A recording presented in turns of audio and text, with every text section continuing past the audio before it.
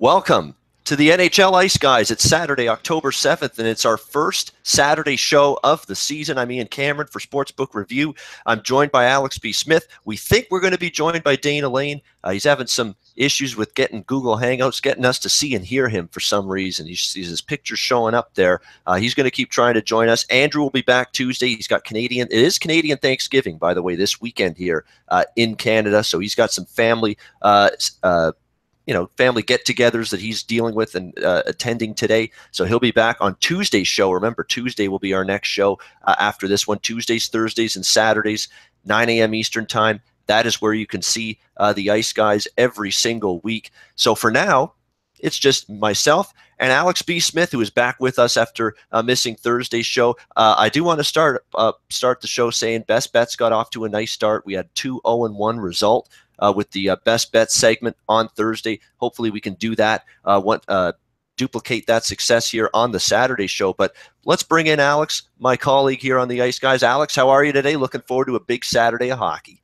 Yeah, doing good. Like I said, missed the other show with having technical issues.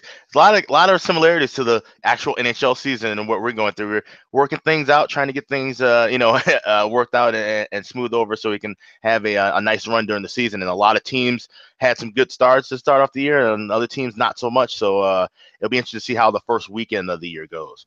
Yeah, exactly. This show today, even Thursday, it's reminding me of a NHL team, and that one guy goes down to injury, gets back healthy from injury, returns to the lineup, and another guy goes down. Sometimes you got situations like that. It's frustrating, but there's not much you can do. You got to battle through injuries. That NHL teams have to do that. We got to battle through. Hey, one guy's got something going on, maybe a technical issue, whatever. But we're here. We're going to break down the card start to finish. And it's a loaded card. We're talking 15 games here on this Saturday slate.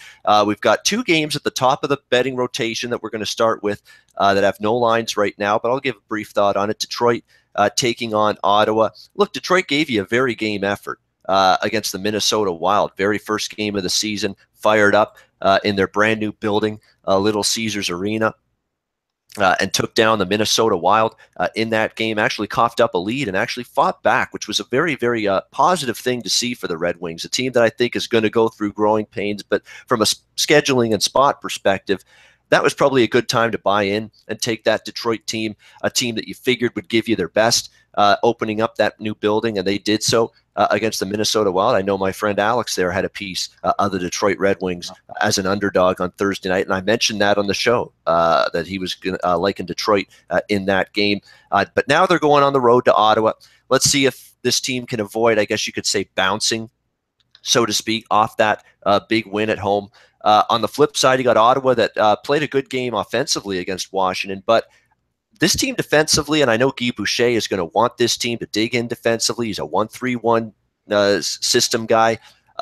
Usually with Ottawa, though, and it's the reason why I think the first period overcast the other night, they don't lock in that defensive-minded system until they get a lead. They don't mind playing up and down, exchanging chances. If the game's tied or if they're trailing, they obviously have to do that. It's usually not until Ottawa's leading by a goal or two that you see them really revert into more of a lockdown, shut it down, choke off the middle of the ice type of style of play that you get from Ottawa. You usually don't see that until they have a lead. So that's why with Ottawa, if you're going to look at them from a totals perspective, I think first period overs might be a little more advantageous than a full game over, because if you never know when or if Ottawa might get a lead.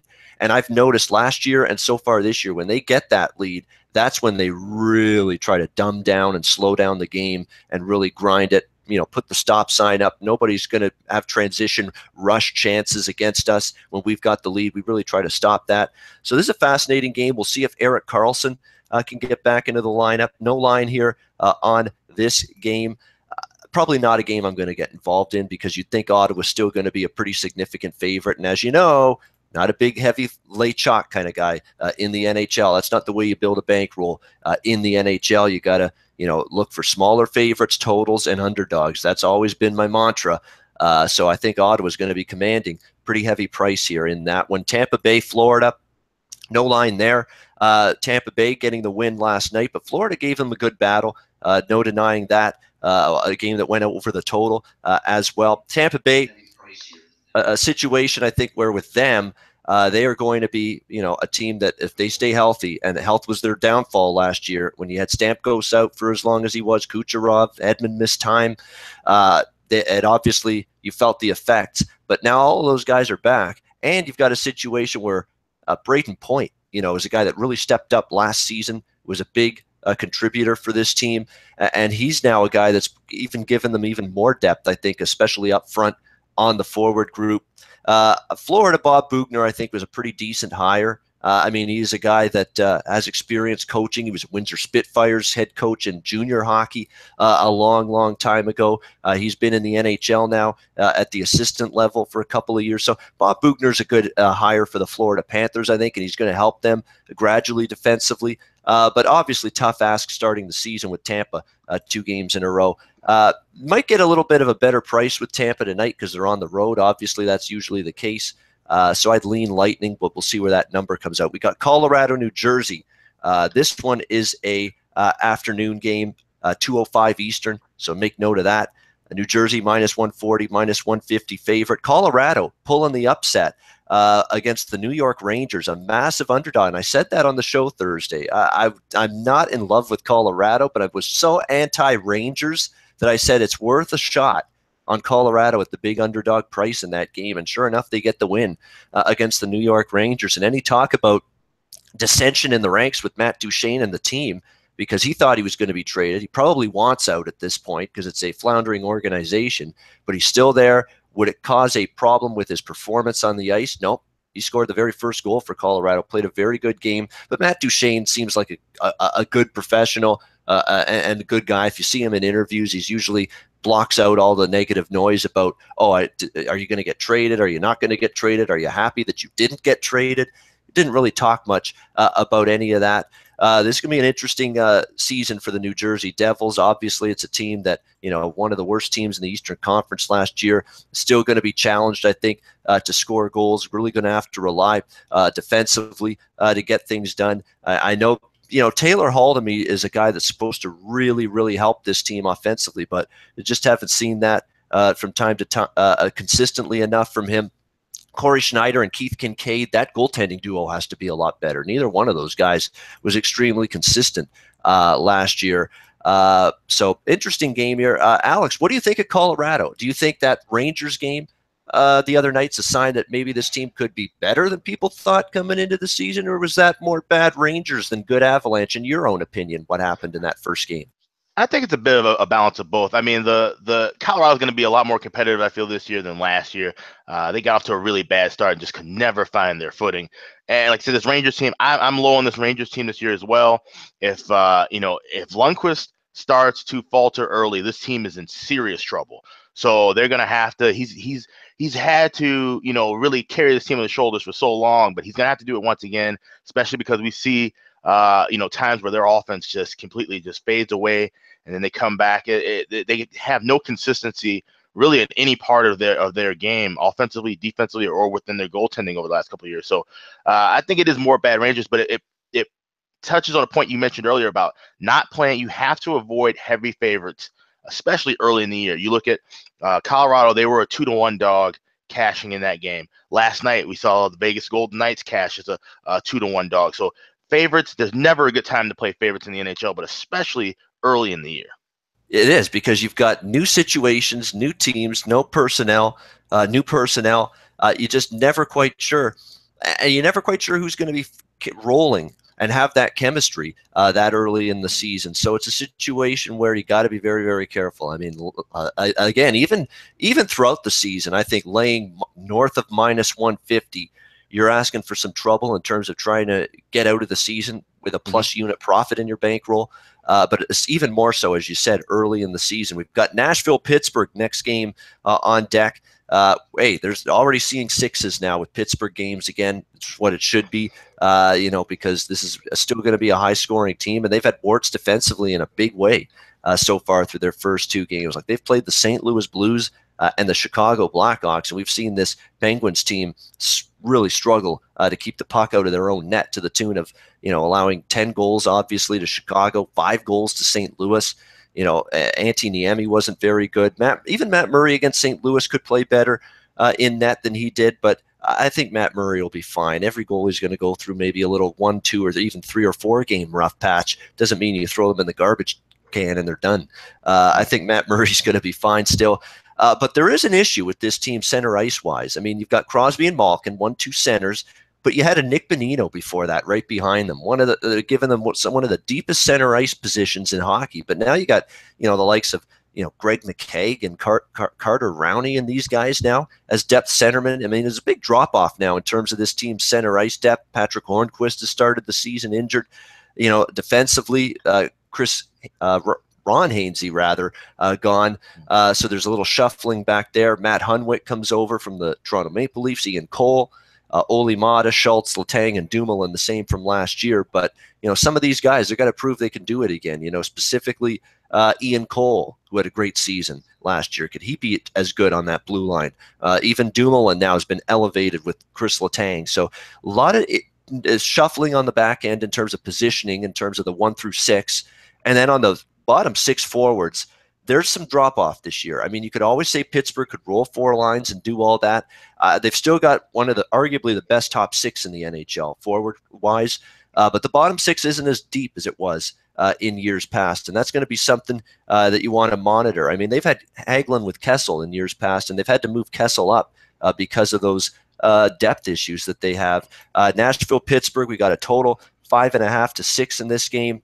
And it's worth noting with totals, 10-5-1 to the over so far this season in 16 games. First period overs are 10-5 as well so far on the campaign. So it's been an over type of league so far through 3 games. It's going to revert itself. You're going to see, obviously, odds makers adjust. You might see more 6s with teams like Pittsburgh, with teams like Toronto. I think a team like Arizona could be priced at 6s very soon, too, because that team's lethal offensively, but they have warts defensively and marginal goaltending. So Arizona's another team could have 6s with their total. It's a big game, Alex, so we'll get your thoughts on it, even though you didn't list it as one of the games you have a strong opinion on. What do you think of Nashville Pitt tonight? Well, one note with the overs too, that trend also carries from last year. 19-9-1 were the first 29 games in the regular season last year going over. So we're going to see it. And I tweeted out about the first period overs. I wouldn't blindly play them, but definitely certainly circle. Even if you look for an over, I would also just maybe throw a half unit on any first period over early in the year right now, because we're seeing teams play with the most energy we're going to see for pretty much all of the year, and a lot of teams, everybody being healthy. So good time to find. You always can find plus value on first period overs. But as far as this Nashville Pittsburgh game goes, obviously Nashville is going to be fired up playing against a team that stopped them from winning the Stanley Cup last year. So, and the fact that Pittsburgh now going 0-2 and heading home playing against the Nashville team, it's going to be a really big game, really for both sides, but for different reasons. So I do think we see some scoring going both ways in this contest. And like I said, we're going to have to see Murray or Niemi. Both these guys got to tighten down in net. You can't afford to give up 3 or 4 plus goals every single game. But and I think Nashville obviously going to be tight on defense. No Ryan Ellis, that's something to always kind of look for. He's going to be gone the first half of the year basically. So like I said, I would look at playing the first period over in this spot, and possibly looking at playing the over instead, even at a price like 6. Yeah, exactly. And again, I got question marks too about Pekka Rinne, because Pekka Rinne, I have to give Pekka Rinne credit for a lot of the playoff run last year. He was very, very good. But then he'd have some of those games, like a couple of the games in the Stanley Cup final. And by the way, this is a Stanley Cup finals rematch, obviously. So it should be interesting to see. Should have a good effort from both sides, especially Nashville. I honestly would be tempted by Nashville a little bit. I just want to see who's in net first before I continue. Want to see how their lineup shakes out. But, Nashville at a plus price kind of intrigues me a little bit. It'll be something I look at small, nothing significant, but something to definitely take a look at potentially from a plus price perspective, because you do have Stanley Cup finals revenge here in play. It doesn't mean they're going to win the game, obviously, but you're getting, a take back of plus 140 to plus 145 here with Nashville. So I will give you a lean on this game. We'll lean Nashville here at the underdog price, a game that you think they'll be up for without a doubt. Rangers taking on Toronto next game. Leafs minus 150, total of 6 pretty much across the board. I don't know if anyone was as impressive as Toronto, other than Chicago. Chicago really was as well in their first game, but so was Toronto, 7-2. victory over the Winnipeg Jets. Winnipeg failed on some early power play chances and then really couldn't rebound from that. And this team is lethal offensively, much like Pittsburgh's and, like I said, Arizona. Edmonton's going to be able to score goals, but there is no doubt that this Toronto team is as good as anyone in terms of putting the puck in this year. I mean, they've got great depth. Austin Matthews and William Nylander already have ridiculous chemistry on the ice. It's insane. They always know where each other is. Great passes, right on the tape. Exact great shot. Great shooting as well. They both can shoot a puck. Mitch Marner as well. And then you've got the veterans that are good offensive players, the Bozaks, the Van Riemsdykes on this team that can still score goals for you, Kadri as well. So it's a very deep team now offensively. Of course, Patrick Marleau steps in his Leaf debut with 2 goals. Talk about a great veteran addition, perfect fit. I don't mind Patrick Marleau's short-term deal. Veteran presence, and the Leafs do need a veteran presence or two. You still got to have a couple older guys on the team just to, give yourself some leadership, some experience. And Patrick Marleau can still play hockey, and he proved that on Wednesday night when they beat Winnipeg. And defense is going to be the key for Toronto. Can they defend well? Because there's still question marks. Could Zaitsev play up to the contract? Can Gardner and Riley be the leaders on this blue line? Can Ron Hainsey, the veteran, step in and help them out? And, of course, they're going to need Freddie Anderson to play the way he did against Winnipeg. Winnipeg, that game was there for them early. They had all the chances, all the power play chances, could not get a puck past Freddie Anderson, who was tremendous in the Leaf net. New York Rangers, a bet against team. This is not one underdog I'll be betting. I don't like this New York team a whole lot. Their big scoring depth is not what it was. I think the Derek Stepan absence now that he's with Arizona is going to be something that hurts this team a little bit in terms of their scoring depth. And defensively, I know they brought in Kevin Shattenkirk. This guy's a liability in his own end, folks. He really is sometimes. And unless he's producing on the power play, moving the puck up at a high level for you, it's going to be tough to trust this guy in his own end at times. He can really make some blunders back there. And then you've got Henrik Lundqvist, who I thought was okay at best in that loss to Colorado. Another year older, a guy that had struggles of his own in net last year. Got question marks about the Rangers. This is a Toronto or pass bet for me in this game. Alex, what's your take? Yeah, no, I agree. And it's funny, I jumped on Toronto on opening night, and one of the things I said was that we're not going to find a lot of plus prices or even pick 'em prices with Toronto early, especially if they start to look good, and they looked great in that first game. So now, obviously, you see that reflected in the price that they're minus $1.45, $1.50, and I think that's going to continue unless we see them revert back and see some teams beat them. But like I said, there's no way I can back the Rangers right now. The way that they looked, and this Toronto team, the way that this offense is going. The only thing I would look here would probably be with the over, like you said, 6s, across the board, and I'm sure that might drop down to some 5.5s. But the way Toronto looked in the first game and the way the Rangers looked in the first game, the only way I can look here would be at the over. All right. Yes, I agree for sure. Again, don't overcomplicate things. Everybody, all the, handicappers, fantasy experts, whatever the case may be, going to be one of those situations where, everybody's got, this stat, this, advanced metric number, whatever the case may be. Don't overcomplicate it. And right now, for me, it's Leafs are a team that look good to me. Were good last year, may improve this year. They're bet on. Rangers are taking a step back, I think, this year. A little bit of a bet against. So for me, I'm not overcomplicating it. If I bet the game, I'm looking at laying the price here with Toronto. Yeah, and the over. Rangers definitely, again, they had problems defending Colorado at home, no less. Now you got to do that against Toronto on the road. Let's see what they could do, but they're going to have to shore up the back end. We'll see if Lundqvist can play a little bit better. But, yeah, Rangers are going to be in tough trying to stop this juggernaut Leafs team. We've got Montreal, Washington. Next game, rotation 61-62, total of 5 shaded to the over at minus 125. We've got Washington a minus 140, minus 145 favorite. This is a game I have no opinion on whatsoever. I'm looking to fade Montreal at every reasonable opportunity. They got outshot by Buffalo despite beating them in a shootout in their season opener.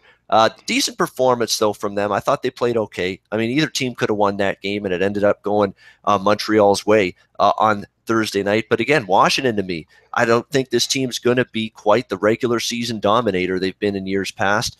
They squeaked out a shootout win against Ottawa, came back, very good stuff that they, battled back from an early deficit on the road to take advantage of that game. And Ovechkin was great. I think Ovechkin sort of does have a chip on his shoulder. That would be the one thing working in Washington's favor.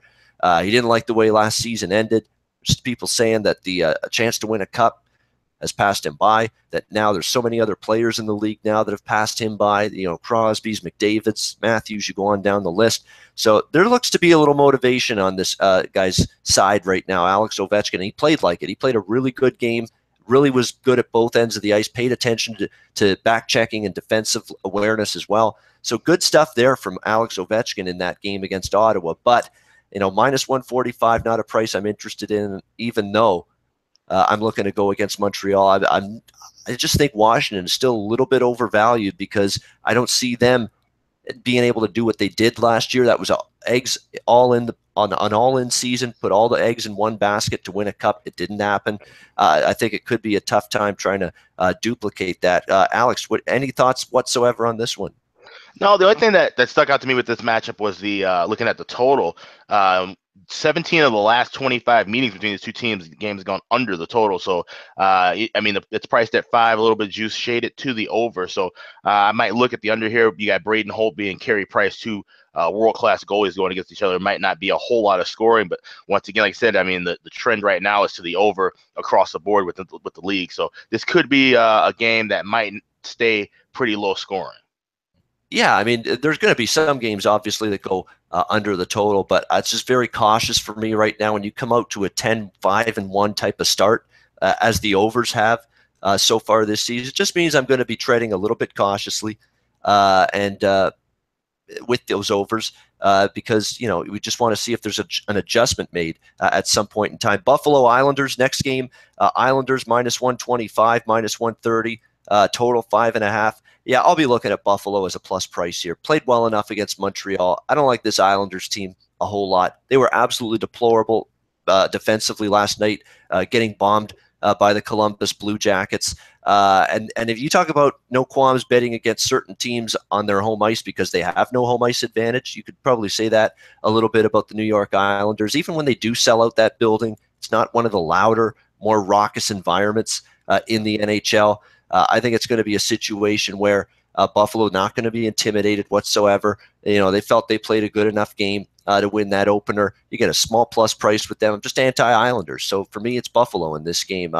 Alex, what do you think?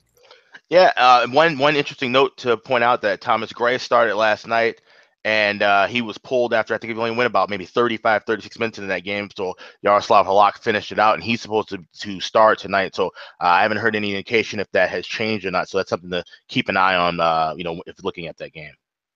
Yeah, absolutely. Minnesota, Carolina, next game up. We've got Carolina minus 130 in this game. Total about 5.5 shaded to the under. Minnesota looking to bounce back from a loss to the Detroit Red Wings. Minnesota to me is one of those interesting teams. They've got a high ceiling. They could also fall a lot lower and shorter of their goals than people think. This is a team that's got a wide variance, in my opinion, of how good they can be and maybe potentially how maybe not so good they could be. Not a very good way to start the season. I know Detroit, as I mentioned earlier when we talked Red Wings, fired up to open the Little Caesars Arena, but it was still not a great performance, although Minnesota did have chances. In the first period, they had a couple of goals that were called back that could have went in, sort of turned the momentum toward Detroit, kept them in it when Minnesota did actually have a decent start. Were not able to bury a puck early in that game. Detroit got their legs going, got their confidence going, were able to take advantage. But we see again without Zach Parise, that's a big injury always for the Minnesota Wild. You consistent offense, where's it going to come from? You got to get more from Nino Niederreiter. Charlie Coyle's now is on a top line role. He's got to be good. Eric Stahl's got to prove that last year's better season wasn't a blip on the radar. He can keep playing well. You got Granlund, Koivu, Zucker, and then after that, you've got a pretty big drop-off in terms of who's going to put a puck in the net for you on this Minnesota Wild team. Dan Winnick's not going to do that consistently. Matt Cullen not to the level offensively was, a decade ago. Marcus Foligno, we saw him with the Sabres. He's more of a good two-way player, physical, can chip in a little bit, but he's not an offensive dynamo or scoring machine by any stretch of the imagination. So scoring depth for them, still a challenge. Carolina is an interesting team because, we're talking about a head coach in Bill Peters. It's a Mike Babcock disciple. I leave the door open for all of these coaches that were under Mike Babcock's tutelage at one point to be good. Bill Peters is a smart guy. When you come from the Babcock tree, you probably are. You know, you look at what Todd McClellan's done in San Jose and now Edmonton. You look at Paul McLean, the success he had. Remember, he was a Babcock assistant too. Was Ottawa head coach, had good immediate success there. He's still an assistant, Paul McLean, now in the NHL under Randy Carlisle in Anaheim. So everybody that coaches under Babcock's usually a pretty good coach, knows the game of hockey pretty well, and Bill Peters probably does that. And Carolina probably does have a chance to improve this year. I think they've got some good pieces with Sebastian Aho, Victor Rask, Elias Lindholm, Teuvo Teravainen, getting him from Chicago prior to last year was big. The question now is, goaltending for them. They bring in Scott Darling from the Chicago Blackhawks. Very capable goalie, Scott Darling, but he's going to be asked to play more games probably here for Carolina. Can he handle it? Interesting hockey game. And I know Alex, this is one of the games he has a very, very strong opinion on. So let's go to Alex for Wild Hurricanes. What do you think? Yeah, well, you touched on some pretty big points there. You look at the game with the Wild and Detroit. Like the Wild lost on Thursday 4-2. I was happy with it because I was on Detroit. I had the plus price winner in there, but it wasn't a bad game for Minnesota. Like I said, they had 2 goals taken away in the first period. A couple of questionable interference calls. I think that first one I thought was a really bad call that they took back. The second one, the Detroit challenged and won the challenge on, and then. They go in, they give up 2 goals in the second period, but they rallied back in the third. Chris Stewart, one of the guys, like I said, not known for his scoring ability, but he scored the first goal and he got the assist in the second to tie that game up. And Detroit ended up scoring 2 more late in that game, and they ran away with it. And Jimmy Howard was stellar in that game. He had 37 saves. But like I said, Zach Parise being out, that's huge for many reasons. One, like I said, scoring, but also you look in with the power play. Minnesota was held scoreless on 4 power play chances, including a 5-on-3, in that game. So that's something that really will have to change in order for them to keep, pace and be successful throughout the year. They had some tough breaks go against them for, like I said, for years now. They've always had, had to battle adversity, but the fact that they didn't give up in that game, early in the year, I think that's important. Now they take on a Carolina team, like I said, they're poised to make a step up. They've got a lot of talented guys, like I said, Marcus Kruger and Trevor Van Riemsdyk, 2 other guys that came over from Chicago. It's a lot of former Blackhawk players now with the Hurricanes. So that is interesting to note because they're playing against a Minnesota team where obviously they're familiar with playing on a regular basis. But I like the Wild here in this spot. I think the bounce back spot is high for them. Like I said, it wasn't a horrible loss in the first game. I think the energy and the momentum is still there for them, and they've done well against Carolina over the years. They've won 7 of the last 10 meetings. So you're looking at a price around even money. I think the Wild are definitely a team to look at tonight. There you go, Minnesota at the small underdog price in that one. Dallas St. Louis 67-68. No line on this game. Dallas, if you watch that game against the Vegas Golden Knights, great win for Vegas. We'll talk more about the Vegas side of it when we get to their game later. But from a Dallas perspective, you can't hang your head too much about the loss. You played a good game. You dominated territorially. You dominated puck possession for extended stretches of that game. You got done in by a goalie that has the potential to do this from time to time for the Vegas Golden Knights this season, and Marc-Andre Fleury, who was absolutely outstanding. If they do not get A++++ goaltending from Marc-Andre Fleury last night, that's a different result. That could be 4 or 5, 1 or 2 for Dallas in that game. He was outstanding. So if you're Dallas, nothing to hang your head about. Disappointing loss, obviously. Expected to win your home opener against a team making their NHL debut, the first game ever for the Vegas franchise, an expansion team making their debut. You'd expect Dallas to win, but not for lack of trying. They played a good enough game to win. Unfortunately, Ben Bishop, too, getting injured third period, really turned the tide in that game. Kari Lehtinen, he lived up to that name again. Couldn't get any pucks past Ben Bishop, this Vegas team. All of a sudden, bing, bang, boom, 2 goals courtesy of James Neal go in past Kari Lehtinen, living up to his name there. And as far as I'm concerned, I think, I was initially interested looking at Dallas here in this game off that tough loss last night, but I can't do it if Bishop's not going to be in there. It's just a situation where I've seen enough of Kari Lehtinen. I've seen enough of Antti Niemi, all these jabroni, stiff goaltenders that the Dallas Stars have had the last couple of years to know I don't trust them. especially against quality competition. I know St. Louis might step back a bit this year. They've got a lot of injuries they got to overcome, but boy, give Mike Yo's team credit. He didn't make excuses for injuries coming into the season, saying we've got who we've got. We got to plow through, still be competitive, still find ways. And boy, did they find a way. Impressive win to open the season, spoiling banner night for the Pittsburgh Penguins on Wednesday. Good stuff from the St. Louis Blues for sure in that opener. Now they return home for their season opener. They've got the rest edge, 2 days off between the Wednesday game and now this one. Dallas playing their back-to-back, and I believe when it comes to teams on back-to-backs, I think there's been 2 so far, and they're 0-2. Pittsburgh back-to-back against Chicago. They didn't win. And Philadelphia was back-to-back when they played L.A., and they didn't win after beating San Jose the previous night. So back-to-backs early in the season, 0-2 so far. Something you want to see if that develops into a little bit of a trend. But no line there. I'm going to probably end up staying away in the end. We've got Columbus, Chicago, 69-70 on the rotation. No line here yet, once again. But the Chicago Blackhawks looking to prove that, hey, everyone's saying, this could be a season that transition a little bit for us. What is it about the Brandon Saad and the Chicago Blackhawks? He comes back to Chicago, and look at the night he has, and look at the class act that Jonathan Toews is. He made sure he got that puck to Brandon Saad for Brandon Saad's hat-trick goal.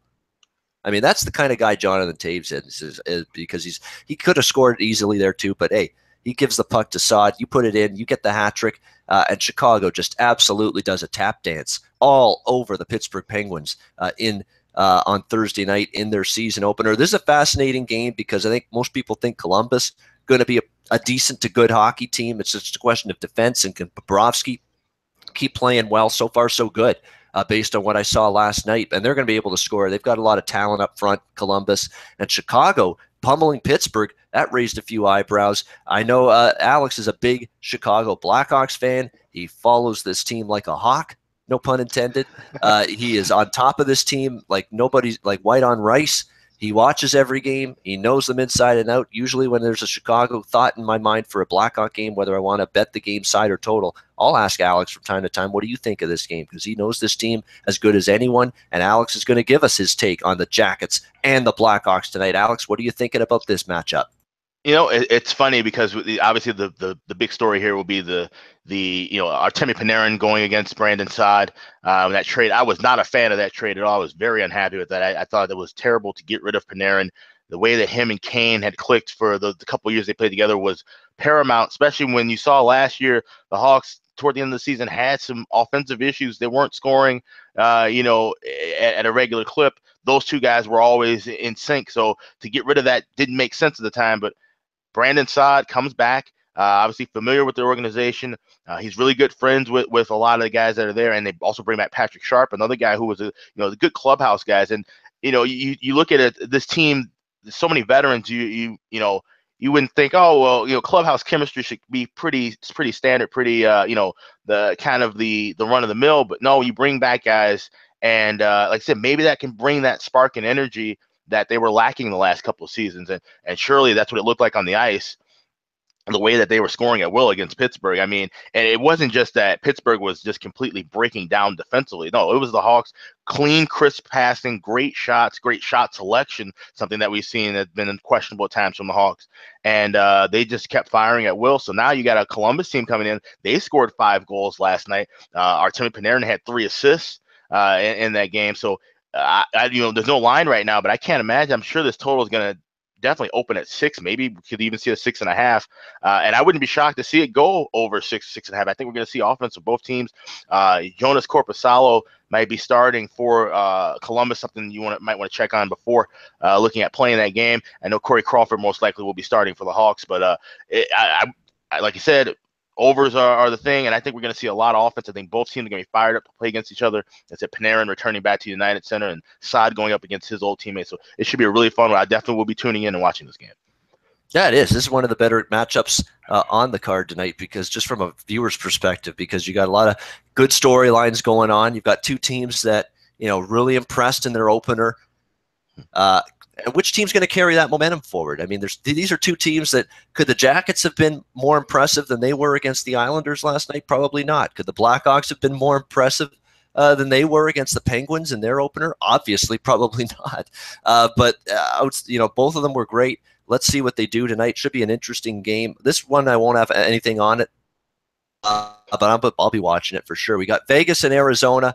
71-72. Man, did Arizona burn me the other night. That was unfortunate. I mean, I had Arizona plus price looking really good, 4-1 at one time in that game, and Anaheim comes back and wins 5-4. I actually did bet Anaheim second intermission.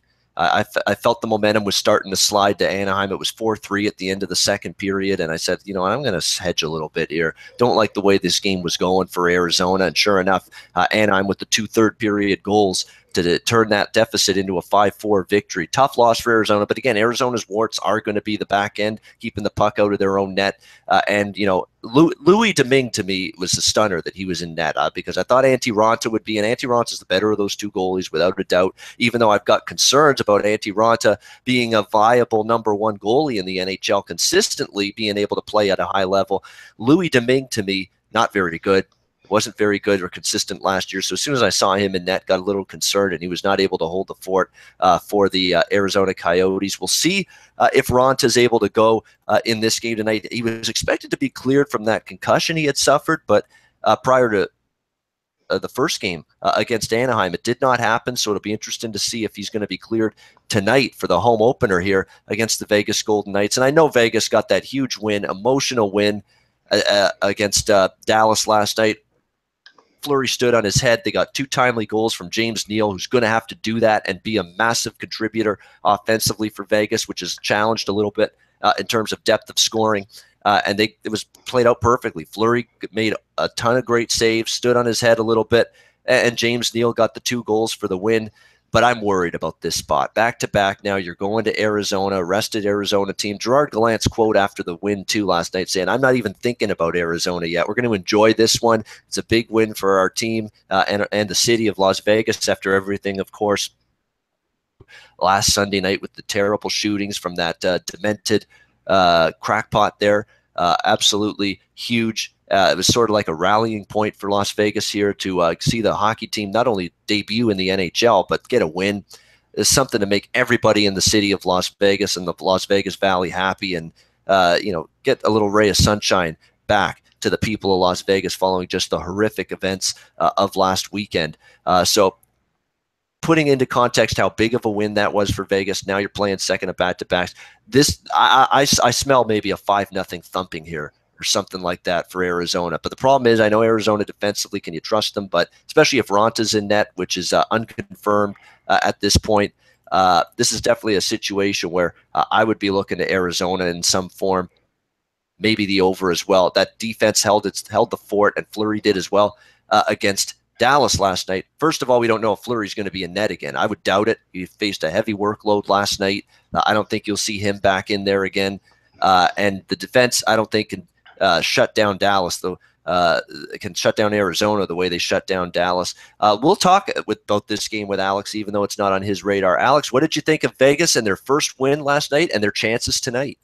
Well, it was super impressive. I was a bit bummed out. I had the over 5.5 last night. I thought we were going to see a lot of scoring from both teams in that game. Fleury was absolutely impressive, and Ben Bishop looked sharp until he had to leave that contest, and Kari Lettinen came in and gave up the 2 goals that made the decision. But great win for Vegas. Like I said, it's amazing, with all the sad events that have happened, to have the city finally have a professional team to rally around, and they needed some good positive positive vibes from that win. So that's something to build on, and this team's gonna be competitive. These aren't the expansion teams of years past. This is a whole different setup now, and it's a team that will be battling. It's interesting with the win last night. Vegas is the first expansion team to win their opening game since the 92-93 Ottawa Senators. Of course, that Ottawa team only went on to win 9 more games the rest of the year. So I think we're gonna see a little bit more of a winning ways from Vegas. But like you said, in this game, Raanta, from what I heard, that Raanta was dealing with some muscle spasms that kept him out of starting the first game. So like I said, unconfirmed, but it's a possibility that he could go. And if it's not Fleury for Vegas, then it's going to be Malcolm Subban. So I'm not going to touch this game at all. My guess is that we'll see a lot of scoring here, but I'm just going to completely pass it. Might check over and watch a little bit of it though. Yeah, exactly. My lean is Arizona, and if Fleury's not in net, the over in some form. Arizona looks to me like a dead nuts over team. I mean, I like this team offensively. Max Domi was great the other night. Anthony Duclair scored a goal. Now they got Dylan Strome, the first round pick a couple years ago in the lineup routinely. Christian Dvorak. They got guys that can score. This is a much deeper offensive team. Rick Tocchet is letting the horses out of the barn after Dave Tippett had them play defense, defense, defense. Now they're playing up tempo, up and down, transition game, rush chances. That's the way Rick Tocchet coached in Pittsburgh under Mike Sullivan as an assistant. That's the way he's coaching here in Arizona. So they're playing a fun style of hockey, exciting. They're going to be able to score, but again, they're going to be able to keep pucks out. So I would bet Arizona for sure. Great spot for them. Not good at all for Vegas. And the over, too, especially if Fleury's not in net. Winnipeg, Calgary, 73-74. Calgary, minus 140 favorite at home, total of 5.5. I will not have any bet on Winnipeg until I see them be able to defend anyone. They can't defend me right now. That's the problem with the Winnipeg Jets. I could score a couple of goals past Mason and that sad sack defense the way they've gone, not only Wednesday night against Toronto, but last year too. Okay, Toronto's a great team offensively. Maybe you cut them some slack for that, but this was still a problem last year with Winnipeg. Terrible penalty kill, one of the worst in the league, a bad defensive league, suspect goaltending, and it all came to fruition again in the first game of the new season for them against Toronto in that loss. Calgary coming off a shutout loss to Edmonton. No real shame in that. Calgary didn't play as bad as the 3-0 score indicates, but weren't able to bury their chances. Talbot was good. And again, the Edmonton Oilers are very, very, very good. So is it a real shame losing that? Now they're back home. I'd lean to Calgary. Like I said to someone in the chat just a moment ago, more than just taking Calgary, laying the price as a single bet, maybe put them in a parlay of some kind. That's probably going to be something that I'll be looking to do in this game. And again, Winnipeg's another one of those teams, 5.5. I know Calgary got shut out. Maybe their offense might get off to a little bit of a slow start, but maybe Winnipeg is just what the doctor ordered for Calgary to score some goals here in this game tonight. Paul Maurice is fed up. He said it. We're not going to be doing anything until we learn how to defend and become comfortable defending. He said that in his press conference the other night. He's so right. And unfortunately for Paul Maurice, if that doesn't get fixed, he'll be on the hot seat. He already is a little bit. This team's going to need to get better defensively. I just haven't seen it yet. We'll see what they do in Calgary tonight. Alex, you got a quick thought on Jets Flames here? No, like I said, Winnipeg team, not really a team that I'm looking to back right away. They've got to, they got to tighten things down on defense. And like I said, I would look at Calgary in the spot, but no real interest in this game. Like I said, these huge cards, there's going to be some games that you just really can't even bother to look at. But like I said, Winnipeg is going to be a team to look at overall down the stretch. If they can't figure things out, like you said, Paul Maurice might be in trouble as far as his job goes. Yeah, and next game we got is Philly-Anaheim, no line here, 75-76 on the rotation order. I'll be looking at the Flyers here. I know Anaheim escaped with a win against Arizona, 5-4 the other night, but Philly wrapping up this little 3-game California swing, 1-1. Usually when you're 1-1 in the California swing, that third game to try to get to 2-1, you come out with the effort you hope for. I think you're going to get that from the Flyers. And Anaheim's still a very, very riddled injury-wise team right now. Ryan Getzlaf, Ryan Kessler up front missed that game. Patrick Eaves didn't play. Sammy Vatanen and Hampus Lindholm, two of their best defensemen, out on that Anaheim blue line. This is a decimated team from an injury perspective to start the season, and I give them credit for overcoming it and finding a way to erase a 4-1 deficit against Arizona, but I will dare them to do that once again here in this game. I'll be looking at the Flyers. We'll see what the price is, but it'll be a good plus price. Even with the Anaheim injuries, we saw Anaheim a pretty heavy favorite in that minus 170 range against Arizona in their first game. They're going to be a pretty decent-sized favorite here, too, despite the injuries. I'm just not convinced they can overcome them again. So I think the Flyers, a sneaky underdog with some bite potentially to look at in that game tonight. We got Edmonton, Vancouver, 77-78. Edmonton, you're already seeing Edmonton. I mean, the betting markets are crazy infatuated and in love with this hockey team. There's no question about that. Look at this. On the road, albeit it's Vancouver, bottom feeder last year, probably will be again this year, minus 170 on the road for this Edmonton team. Total of 5 shaded to the over, a couple 5.5s as well, sitting out there. And guess what? Edmonton, there's no bargains, I should say, in the betting markets to support Edmonton. We saw it in the first game, a good Calgary team, and they're still laying minus 150 at home the other night. This is a runaway hype train with Edmonton, but the hype could be warranted. That's the thing. So for me, I'm not looking to actively fade Edmonton. I just don't know if I've got the value to bet on them, and they are a hype team. But at least through game 1 of 82, they lived up to that hype. They had a great game. Connor McDavid, a hat trick in that shutout against Calgary. I still have some issues, though, with, God forbid, something happens to McDavid or Draisaitl from an injury perspective for Edmonton. Where do they go offensively? This is not a tremendous third or fourth line in terms of guys that could chip in offensively for Edmonton. That's going to be something to watch. Got to stay healthy. Got to keep those two big guns, McDavid and Draisaitl, healthy. If they do that, though, wow. This team's going to have some kind of season. Cam Talbot, can he do it in net once again? Even without Andre Sekera, that's a big absence early in the season on the blue line. They were able to overcome it and beat Calgary. Alex does have a very good thought on this game, Oilers and Canucks. Alex, what are you looking at here in this one? Yeah, like you said, the Oilers, the Oilers train is starting off hot. Like to Connor McDavid with the hat trick and Cam Talbot. It's funny you mentioned about if McDavid goes down. If Cam Talbot goes down, this team would be in a world of trouble. He looked great with the 26 saves and that shutout performance against Calgary. So obviously team has a ton of talent and they have to stay healthy for them to live up to the hype. But I'm buying into it right now. They're playing a Vancouver team that. I don't really see what direction they're going in. Yes, they're rebuilding. They gave Bo Horvat a big contract extension, so a lot of their money's tied up now between Horvat, Louis Eriksson, Brandon Sutter. That's a good chunk of their salary cap tied up. The Sedins, they're getting older by every single period they play, they get older and older, it seems. And I'm not really crazy about any of their goaltenders. Jacob Markstrom, Anders Nilsson, Richard Bachman, three fringe goalies from the AHL. They don't add up to become one decent NHL starter. So this team's all over the place right now. And Edmonton, they haven't lost to Vancouver in regulation in their last 10 meetings. They've gone 7-0-3 against them. And 7 of those wins, 5 of them were in margins higher than 2 goals. So I think we're going to see some more scoring from Edmonton from someone that's other than wearing number 97. And so I'm looking here at the puck line. I would lay the goal and a half here, getting a plus 175, plus 180 price. I think Edmonton takes care of business pretty easily tonight. Yeah, you know what? That's good value. I mean, if you're looking at Edmonton, I think you got to follow Alex's thought there and go puck line. I mean, never mind the minus 170 on the road, go puck line. Minus 1.5 pucks, something they could definitely do. I think someone in the chat says Edmonton team total over. I think that is worth it. I think that's really good, actually. Look at those team total. Yeah, look at those team total markets. I mean, if you don't like a price, minus 170. If you think the team's got a good chance to win and score goals and they're laying minus 170 like they are here, don't lay the minus 170. Do a puck line. Look at the team total. That's a great way to attack Edmonton in this game if you think they could steamroll Vancouver without having to lay that monstrous price. Excellent thought processes.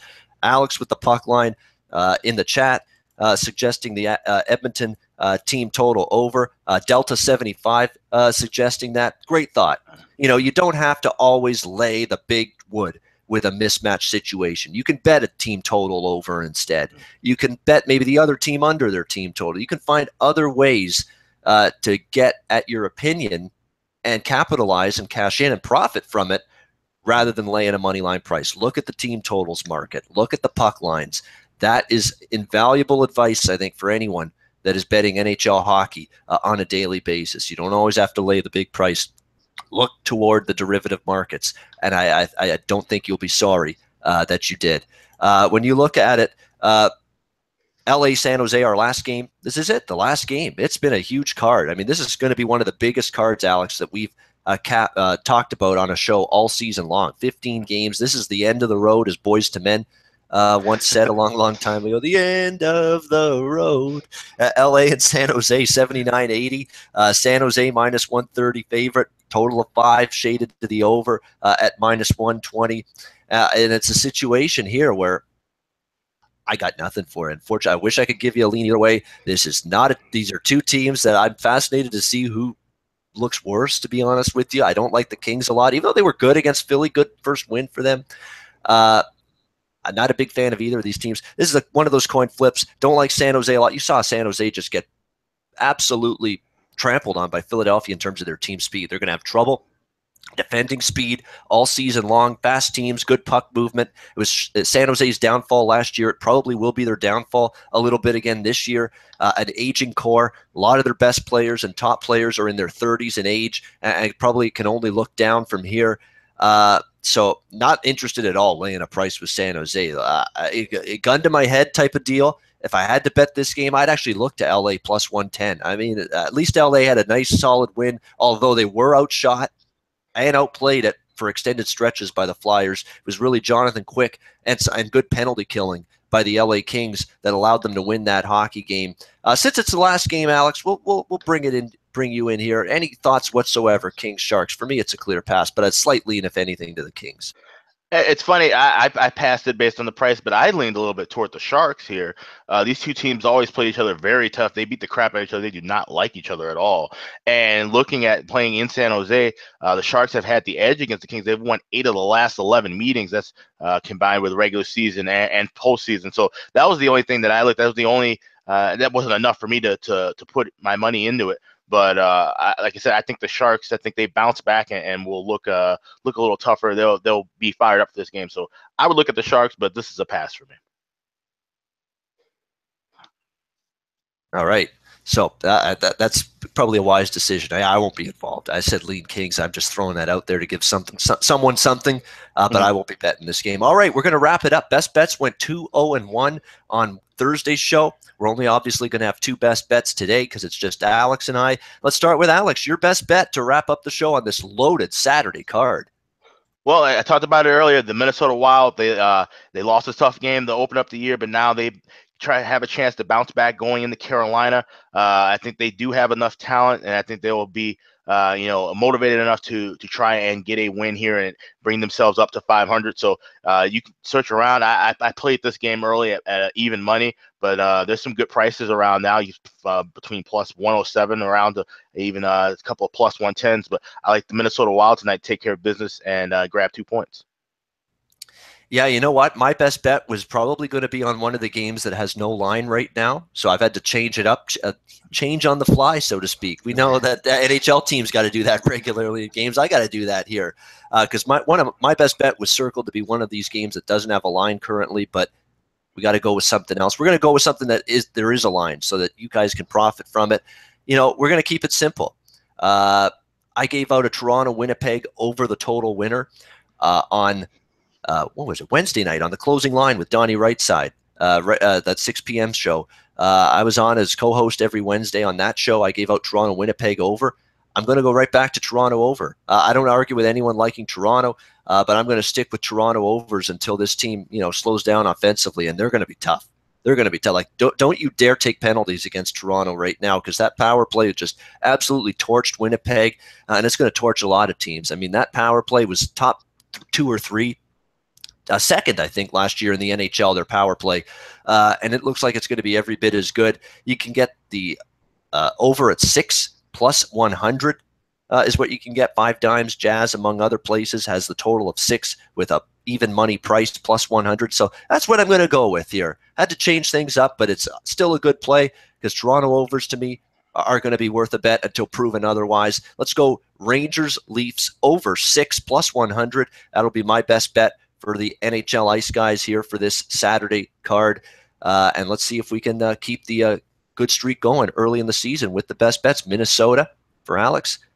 Rangers Toronto over 6 for me. So looking forward to that. That's going to wrap up the show. Everybody in the chat, everybody tuning in, thank you so much. It's Saturday. It's early. No question about that. But we appreciate you guys tuning in to the show. And again, it's archived. It's up for viewing after the show, so you can tune in anytime if you missed any portion of it. And where else online are you going to see people break down an entire NHL hockey card from start to finish for the day? Nowhere other than right here with the SBR NHL Ice Guys.